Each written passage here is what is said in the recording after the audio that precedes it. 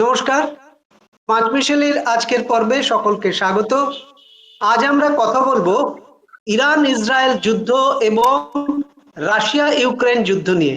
আর এ বিষয়ে কথা বলবো বিশিষ্ট প্রতিরক্ষা বিশেষজ্ঞ কর্নেল কৌশিক সরকারের সঙ্গে। কর্নেল সরকার, আপনাকে পাঁচমিশালিতে স্বাগত। যা পরিস্থিতি দেখা যাচ্ছে তাতে তো মনে হচ্ছে যে একদিকে গাজা এবং আরেকদিকে ইউক্রেন পৃথিবীর মানচিত্র থেকে মুছে যাবে। আপনি কি বলেন? হ্যাঁ, যেভাবে জিনিসটা যেদিকে এগোচ্ছে সেদিকে প্রথমে যদি মিডল ইস্টের দিকে আসি, সেখানে ইসরায়েলের সাথে গাজার বহুদিনকার লড়াই। সেই লড়াইতে আর গাজা কতটা টানতে পারবে, বা এই আমাদের যে হামাস গ্রুপটা কতদিন টানতে পারবে, এটার উপরে একটা বড় কোশ্চেন মার্ক এসে দাঁড়িয়েছে। কারণ ইউএসএ যেভাবে ইসরায়েলকে মদত করছে, যেভাবে শুরু থেকেই করে যাচ্ছে, এখন আরো বেড়ে গেল। এই জায়গা থেকে দাঁড়িয়ে তাকে এখন বুঝতে হচ্ছে তার আরো কিছু শত্রু তৈরি হয়ে গেছে, যেমন ইয়েমেন, হাউথিস, তেমনি আপনার ইরান, যার সঙ্গে ইসরায়েলের এই এতদিনের লড়াইটা হলো, 14-15 দিনের একটা ম্যাসিভ একটা এক্সচেঞ্জ অফ মিসাইলস বলবো, আর ড্রোনস বা বম্বস অ্যাটাক হলো, ওদের নিউক্লিয়ার ফেসিলিটির উপরে অ্যাটাক হলো, ওদের নিউক্লিয়ার ফেসিলিটি বলা হচ্ছে ধ্বংস করে দেওয়া হচ্ছে। কিন্তু এখন মনে হলো ইরান আমেরিকার সেই প্রস্তাবটা মেনে নিতে কিছুটা রাজি হয়েছে, যে ওরা টকিং টার্মসে আসতে চায়। যদি আমেরিকা রাজি হয় তাহলে ওরা নিউক্লিয়ার আর্সেনাল নিয়ে কথা বলতে রাজি আছে। তো এই একটা জিনিস।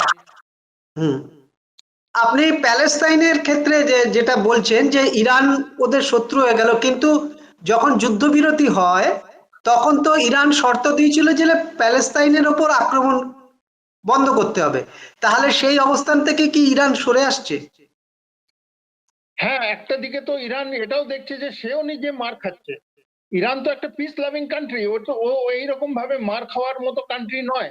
এবং ও যখন মারটা খাচ্ছে, তার প্রতিরোধে ও যেভাবে ইসরায়েলকেও আয়রন ডোম বা যেগুলো ইসরায়েলের মানে রক্ষা করার অস্ত্র ছিল, সেগুলোকে যেভাবে ধ্বংস করে হাইপারসনিক মিসাইল দিয়ে ইরান ইসরায়েলকে একটা জায়গায় মানে মানে ডিস্ট্রয় করতে করেছে। কিছু কিছু শহর, ওদের ইম্পর্টেন্ট শহরগুলো জেরুজালেম, হাইফা, এগুলো যখন করেছে, এই জায়গাতে দাঁড়িয়ে ইসরায়েলকে কিন্তু দৌড়ে যেতে হয়েছে ইউএস এর কাছে, যে এইবারে আমাকে আরো অস্ত্র শস্ত্র না দিলে বা আমাকে সাপোর্ট না করলে আমি কিন্তু ঠিকমতো লড়াইটা নাও চালিয়ে যেতে পারি। কারণ ওরা ইনিশিয়ালি ইসরায়েলকে যেটা মনে করে, ইরানকে যেটা মনে করেছিল যে কয়েকটা মিসাইল ফায়ার করলে সব ঠিক হয়ে যাবে, সেটা নয়।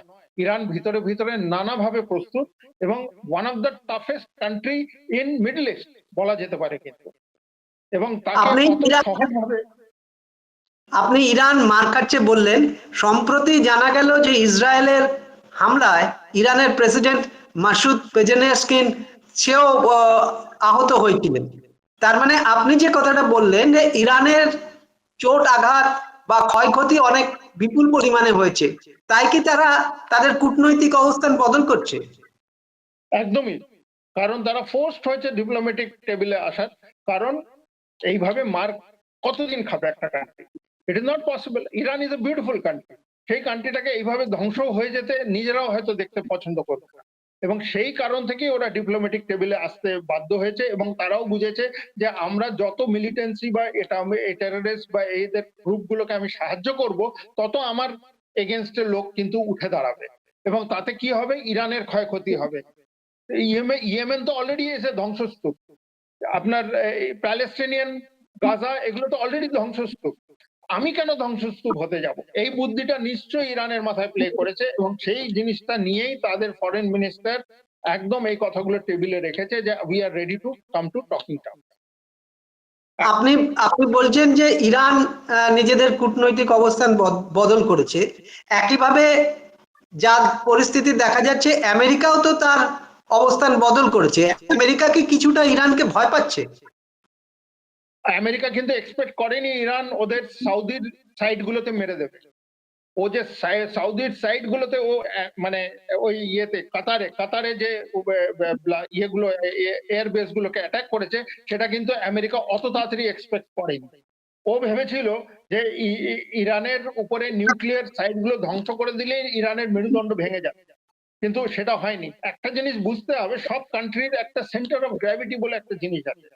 সেই সেন্টার অফ গ্র্যাভিটিটা যতক্ষণ না এফেক্টেড হচ্ছে, না ইরান মানবে, না ইসরায়েল মানবে, না আমেরিকা মানবে, না রাশিয়া মানবে, না ইউক্রেন মানবে। ওই সেন্টার অফ গ্র্যাভিটিটা যতক্ষণ রেকগনাইজ করে যে কান্ট্রি করতে পারবে, সেই country will be the leader. যেমন অপারেশন সিন্দুরের কথা এখানে বলতে বাধ্য হচ্ছি, যে আমরা পাকিস্তানের নূর খান আর সর্বদাই যখন স্ট্রাইক করলাম, ওদের সেন্টার অফ গ্র্যাভিটিটা কিন্তু নড়ে গেছিল, সেই জন্য ওরা সিজফায়ার ডাকতে বাধ্য হয়েছে।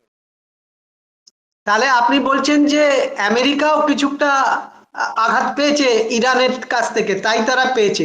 এর সঙ্গে কি ইরানের প্রতি রাশিয়া এবং চীনের যে অবস্থান, সেটাও কি আমেরিকাকে চিন্তিত করেনি?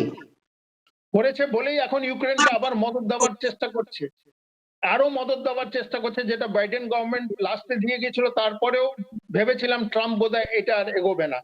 এখন ও আরো ওকে মদদ দিয়ে রাশিয়াকে আরো এঙ্গেজ করে দেওয়ার চেষ্টা করছে, যে রাশিয়াকে আমি এঙ্গেজ করে দিলে রাশিয়া অন্য মিডল ইস্টে নাক গলাতে পারবে না, বা এরকম কিছু, বা চায়নার এগেনস্টে কিছু ইকোনমিক রিফর্মস আনলে চায়না হয়তো এদিকে পিছিয়ে যেতে বাধ্য হবে মিডল ইস্ট থেকে। তখন মিডল ইস্টের যে অয়েলটা, যেটা মেইন টার্গেট ইউএস এর হচ্ছে অয়েল অফ মিডল ইস্ট, এইটাই ইরানের যে কবজায় যে পুরো অয়েলটা, এবং ওই হরমুজ স্ট্রেট, যেটা নিয়ে খুব কথা উঠেছিল যখন লড়াইটা চলছিল, ওই জায়গাটার কন্ট্রোল করার জন্যই কিন্তু আমেরিকা উঠে পড়ে লেগেছে, এবং সেই কারণেই ওর এত গেম প্ল্যান। আমেরিকা নিজের স্বার্থ যেখানে থাকে না, সেখানে কোনো কাজ করে। আপনি যেটা বললেন যে বাইডেনের পর ট্রাম্প আসার পর মনে হয়েছিল ইউক্রেনকে সাহায্য দেবে না, কিন্তু সম্প্রতি ডোনাল্ড ট্রাম্প ঘোষণা করেছে যে ইউক্রেনকে প্যাট্রিয়ট মিসাইল সিস্টেম দেবে, কিন্তু একই সঙ্গে বলেছে তার জন্য ন্যাটোর কাছ থেকে 100% টাকা নিয়ে নেবে। হ্যাঁ, কিন্তু তার মানে এই যে প্যাট্রিয়ট মিসাইল, তাহলে এর ফলে তো ইউক্রেন আরো দীর্ঘদিন যুদ্ধটা চালিয়ে যেতে পারবে। দেখুন, there is no free lunch, এই কথাটা কিন্তু সত্য। কোনো কিছু ফ্রি নেই। ও যা জিনিসটা দেবে তার এগেনস্টে ও পুরোপুরি পয়সা নেবে।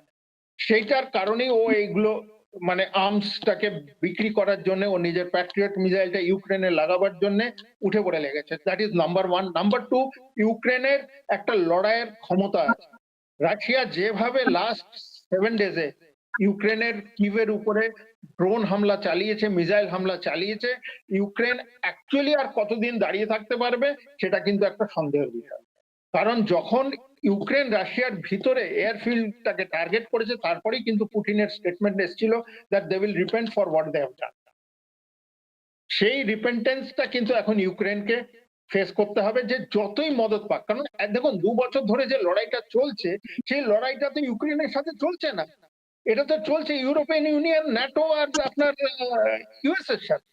ওরা যা মদত দিচ্ছে, যা সাপ্লাই করছে, তার এগেনস্টে রাশিয়া লড়ছে। কিন্তু সেই জায়গায় দেখা যাচ্ছে যে এদের ইকুইপমেন্ট মানে খুব একটা যে চাইনিজ ইকুইপমেন্টের চেয়ে ভালো, সেটা বলা যেতে পারে।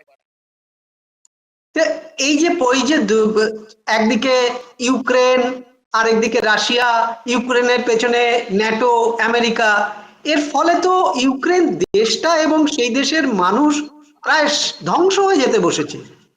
এর কি শেষ নেই? ধ্বংস তো হয়েই গেছে।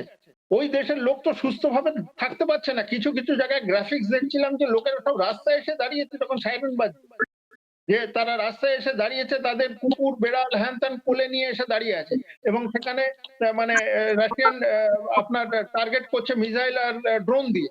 তো এই জায়গাগুলো যখন দেখি, তখন তো মনে হয় যে এটা একটা কোনো একজন প্রেসিডেন্ট খুব বোকামি করে জিনিসটা করছে বলেই এই অবস্থা।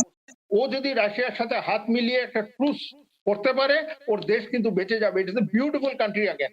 ইউক্রেন খুবই সুন্দর একটা কান্ট্রি, যেটাকে এখন কিন্তু তছনছ হয়ে গেছে নানা রকম ভাবে। এত মিসাইল অ্যাটাক আর ড্রোন অ্যাটাক পেয়েছে এই কান্ট্রিটা, যে এর এখন কতদিন আর নিজেকে সাস্টেন করতে পারবে সেটা কিন্তু ভাবার বিষয়। এবং ইউএসএ এইভাবে ইউক্রেনকে ইউজ করলে এটা কিন্তু আরো বাজে জায়গায় গিয়ে দাঁড়াবে।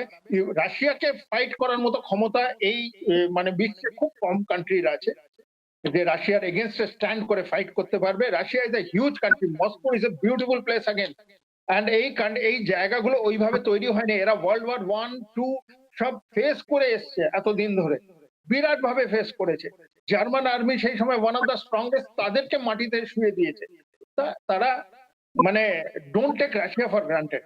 রাশিয়া কিন্তু হিটব্যাক করলে তখন বলা বাহুল্য একটা জিনিস, যে আমাদের যে ডিফেন্স ফোর্সেস, যে আমরা যে রাশিয়ান ইকুইপমেন্টের উপরে এত নির্ভরশীল, তাদের ইকুইপমেন্ট কিন্তু অনেক অনেক উচ্চমান। যেমন আপনার দেখুন MiG-21 সিরিজের যে এয়ারক্রাফট আছে, 21, 23, 25, 27, 29, এখন MiG-35 এসে গেছে। এই এয়ারক্রাফট গুলো টাইম টেস্টেড, ব্যাটল টেস্টেড এবং অত সহজ না। কিন্তু F-16 কিন্তু অনেকগুলো ধ্বংস হয়ে গেল। আমরা যা শুনলাম পাকিস্তানের লড়াইতেও হলো, ইউক্রেনের লড়াইতেও কিন্তু F-16 ধ্বংস হয়েছে, ওদের অ্যাব্রাহাম ট্যাঙ্কসও ধ্বংস হয়েছে। তো আমেরিকান ইকুইপমেন্ট যে এত উচ্চমানের আমরা ভাবি, এত আপডেটেড, এত টেকনোলজিক্যালি সাউন্ড, সেটা কতটা, সেটা কিন্তু দুটো লড়াইতেই বোঝা যাচ্ছে, ভালো করেই বোঝা যাচ্ছে। চাইনিজটা দেখা গেল, ওখানে এখন আমেরিকানটা ভালো করে, আরো ভালো করে বোঝা যাবে, যে হয়তো দেখলেন প্যাট্রিয়ট মিসাইল সিস্টেমটাকেও রাশিয়া কাউন্টার করে ফেলে। আপনি যা বলছেন তাতে গাজা এবং ইউক্রেনের মধ্যে একটা মিল পাওয়া যাচ্ছে, যে দুটো ভূখণ্ডই পৃথিবীর মানচিত্র থেকে মুছে যাচ্ছে। হামাসের কথা আপনি বললেন, সম্প্রতি হামাস বলেছে তারা এখনো গেরিলা যুদ্ধ চালিয়ে যেতে পারবে। হামাসে গাজার সাধারণ মানুষ, শিশুরা ত্রাণ পাচ্ছে না, জল পাচ্ছে না, খাবার পাচ্ছে না। তো এইভাবে তাহলে সারা পৃথিবীর মানুষ কিন্তু সেটা নীরব দর্শক। বড় বড় শক্তিধর রাষ্ট্রগুলো লড়াই করছে, আর সাধারণ মানুষের উপর যে আঘাত নেমে আসছে, এর কি কোনো সমাধান নেই? যুদ্ধ দিয়ে কি এর সমাধান সম্ভব? একদমই সম্ভব না। যুদ্ধ দিয়ে কখনো কোনো জিনিসের মানে ফল পাওয়া যায় না। যুদ্ধ দিয়ে একটা ডেটারেন্স তৈরি হয়, যে আমি যুদ্ধ করলাম, আমি তোমার সঙ্গে একটা ডেটারেন্স তৈরি করলাম, কিন্তু তোমার সঙ্গে যদি আমাকে বোঝাপড়ায় নামতে হয়, then I have to come to the diplomatic table. কূটনীতিক যতক্ষণ না হচ্ছে ততক্ষণ আপনি কিছুতেই কোনো দেশের ইয়ে পাবেন না। আর এইভাবে দুটো কান্ট্রি নষ্ট হয়ে যাবে, এটা বড় বড় পাওয়াররা দেখছে এবং নিজেদের ইগো স্যাটিসফাই করার জন্য আরো বেশি করে দাঁড়িয়ে আছেন। এই জিনিসটা কিন্তু অ্যাকসেপ্টেবল নয়। এটা কি ইউনাইটেড নেশনস দেখছে না? নিশ্চয় দেখছে, কিন্তু তারা চুপ করে আছে, because USA is so powerful. সেই বলে না, যে কান্ট্রির মাথার উপরে ইউএসএ দাঁড়িয়ে আছে, সে কান্ট্রির কি ভয়? এই জন্য ইসরায়েলের কোনো ভয় নেই, কিন্তু ইসরায়েলও কিন্তু যথেষ্ট ডেভাস্টেটেড হয়েছে এই লড়াই।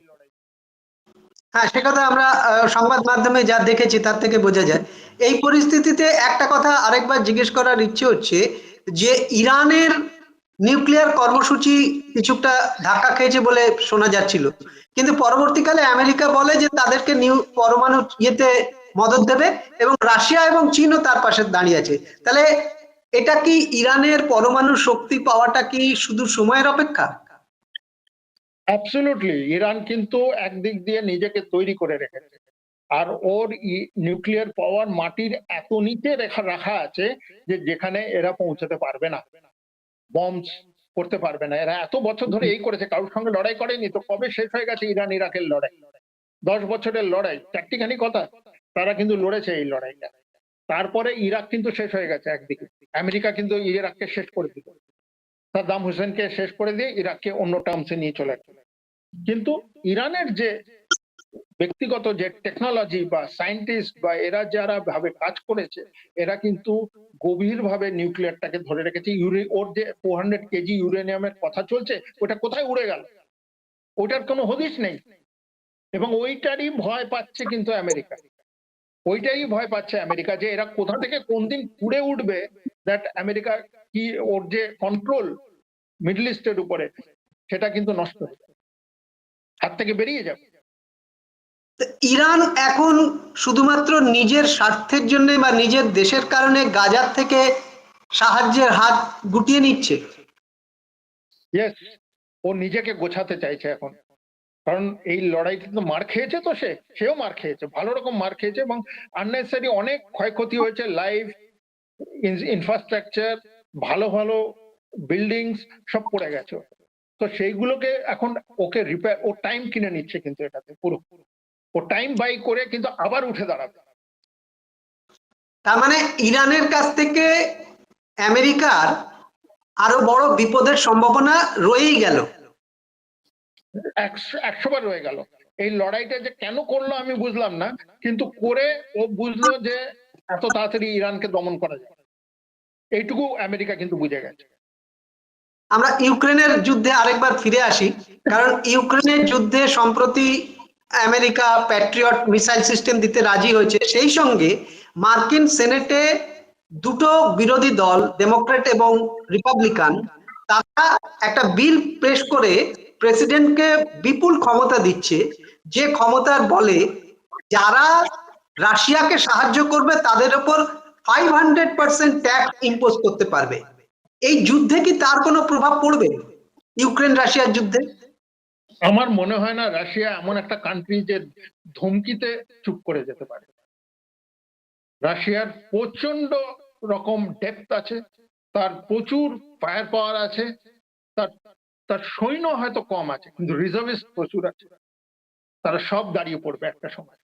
তাদের এই যে ব্যাপারটা, এবং রাশিয়ান আর্মি এই বছরে যথেষ্ট, মানে আফগানিস্তান থেকে আরম্ভ করে সব জায়গা মিলিয়ে যথেষ্ট মানে ব্যাটল টেস্টেড হয়ে আছে। তারা তারা লড়াই লড়তে পারে, এবং তারা দেখিয়ে দিল যে 2 বছর ধরে আমরা আমেরিকা আর ন্যাটোর সাথে লড়ে গেলাম, নানাভাবে লড়ে গেছি। অনেক ওর উপরে প্রচুর রেস্ট্রিকশন আছে রাশিয়ার উপরে, মানে ওর অর্ধেক পার্টস ম্যানুফ্যাকচার করতে ওর এখন প্রবলেম হয়ে যাচ্ছে, যে কারণে ইন্ডিয়াকে ডিফেন্স রিলেটেড সাহায্য করার জন্য রাশিয়াকে একটু ভাবনা চিন্তা করতে হচ্ছে, একটু ডিলে হচ্ছে ওর প্রোডাক্টস করতে। সেই জন্য রাশিয়া কিন্তু চায়নার সাথে হাত মিলিয়েছে বড় বড়, যাতে ওর সাপ্লাইটার লাইনটা যেন ঠিক থাকে। তাতে চায়নার উপরে আমেরিকা যদি কিছু করতে যায়, China itself is a big market for America. পুরো আমেরিকাতে চাইনিজ প্রোডাক্টে ভরে আছে, কোথা থেকে কে কার এগেনস্টে ট্যাক্স লাগাবে, অত সোজা না। কারণ রাশিয়ার এই লড়াইতে মানে পিছন থেকে, চায়না তো সবসময় সব কান্ট্রির পিছন থেকে সাপ্লাই দিয়ে গেছে, কখনো আগে আসেনি ডাইরেক্ট কনফ্রন্টেশনে, কখনো যায়, they never go in direct confrontation. ওরা সব সময় দেখবেন পিছন থেকে সাপোর্ট দিয়ে যাচ্ছে নিজের ইকুইপমেন্ট দিয়ে। সেই ইকুইপমেন্ট ঠিক হোক, ভালো হোক, খুব ভালো হোক, খারাপ হোক, ইমেটেরিয়াল, কিন্তু ওই সাপ্লাইটা ও দিয়ে যায়। সেই মনোবলটা যখন সেই কান্ট্রিটা পায় যে আমার পিছনে চায়না দাঁড়িয়ে আছে একরকম ভাবে, সে তখন লড়াই লড়তে যায়। কিন্তু যখন সে দেখলো যে এইবার যেটা অফ সিন্দুরে হলো, দেখলো যে ইকুইপমেন্ট গুলো ফেল করে গেল, তখন সে এখন দৌড়েছে ইউএস এর কাছে। তার নেভি চিফ, তার এয়ারফোর্স চিফ, তার আর্মি চিফ সবাই ইউএসএ তে গিয়ে বসেছিল যে তার সঙ্গে ডিফেন্স ডিল করবে। কারণ তাকেও তো একটা নিজের মানে এয়ার ডিফেন্স সিস্টেম একটা ভালো মেনটেন করতে হবে ইন্ডিয়ার সঙ্গে ফাইট করতে গেলে। ওর তো মেন টার্গেট এনিমি হচ্ছে ইন্ডিয়া। কর্নেল সরকার, আপনার দীর্ঘ অভিজ্ঞতা থেকে আপনাকে যদি এক কথায় বলতে হয়, এই দুই যুদ্ধের সমাপ্তি কোন পথে হতে পারে? দেখুন, এই দুটো যুদ্ধের সমাপ্তি একভাবেই হতে পারে, সেটা হচ্ছে ইউএসএ কে এই বড় দাদা হিসেবে চারিদিকে মেডেল করাটা বন্ধ করতে হবে। সে এইভাবে মেডেল করলে উস্কানি পাচ্ছে ছোট ছোট দেশগুলো, এবং তারা রুখে দাঁড়াবার চেষ্টা করছে। পাকিস্তান একটা টেররিস্ট কান্ট্রি, তাকে তুমি মদত করছো, তার চিফকে ডেকে তুমি খাওয়াচ্ছ। তুমি যতক্ষণ এই জিনিসগুলো বন্ধ করবে, ততক্ষণ তোমার কিন্তু সেরকম বন্ধু হয়ে দাঁড়াতে পারবে না ইন্ডিয়া। ইন্ডিয়াকে তোমার যদি বন্ধুর মতো পেতে হয়, তোমাকে you have to stop this activity. তুমি দুদিক নৌকো চালালে চলবে না, যে আমি এদিকেও চালিয়ে নেবো ওইদিকেও চালিয়ে চালিয়ে, যে আমি দুটোকেই দেশটাকে এমন ভাবে তৈরি করবো যে এখানে কোনো সুপার পাওয়ার যেন না তৈরি হয়। ইন্ডিয়া ইজ এ রাইজিং পাওয়ার, এটা তো ভুললে চলবে না। তাহলে ইউক্রেন ওয়ারের সমাপ্তি নিকট ভবিষ্যতে দেখা যাচ্ছে না? একদমই না।